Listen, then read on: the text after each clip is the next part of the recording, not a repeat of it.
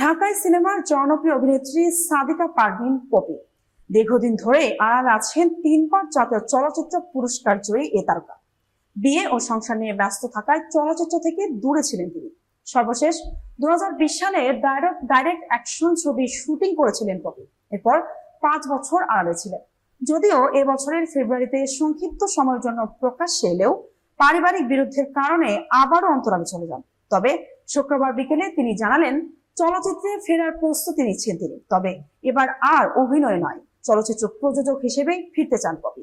তিনি বলেন, পুরনো কয়েকটি কাজ শেষ করব, তারপর নতুন ভাবে ফিরব। আমার কাছে মনে হয় ভালো গল্পের ছবির সঙ্গে যুক্ত থাকতে পারলে ভালো লাগবে। এর আগেও তিনি প্রযোজনায় যুক্ত ছিলেন। যদিও মনোয়ার খোকন পরিচালিত একটি ছবিতে প্রযোজনা করতে গিয়ে প্রায় 20 লাখ টাকার লোকসান হয়েছিল। টিমের অসহযোগিতার কারণে সে ক্ষতি হয়েছিল বলে জানান তিনি। তবে এবার অভিজ্ঞতা থেকে আত্মবিশ্বাসী হয়ে নতুন করে প্রযোজনা শুরু করতে চান। এর আগেও তিনি কিডন্যাপ ও জীবন মানে যুদ্ধ সহ কয়েকটি ছবি প্রযোজনা করেছেন।